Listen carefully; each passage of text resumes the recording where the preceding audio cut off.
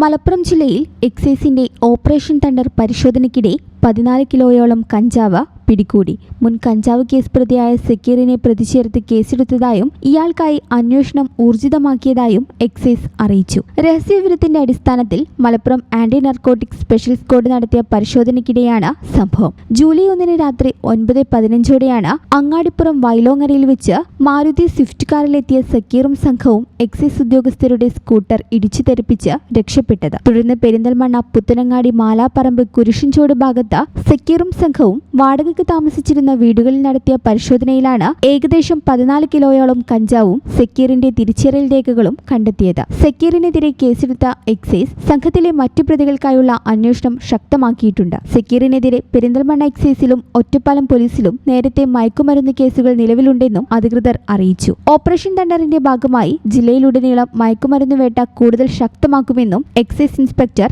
അറിയിച്ചു. സംഘത്തിൽ എക്സൈസ് ഇൻസ്പെക്ടറോടൊപ്പം assistant inspector Asif Iqbal, preventive officer K S. Arunkumar, Prabhakaran Pallath, civil excise ഓഫീസർമാരായ Nibun K, Sabeer K, Vineeth K, Noufal Pazhayadath, Anees Babu, K V. Sreejith, P. വനിത, civil excise officer Roopika V എന്നിവരും ഉണ്ടായിരുന്നു. ഈ ചാനൽ ന്യൂസ് മലപ്പുറം.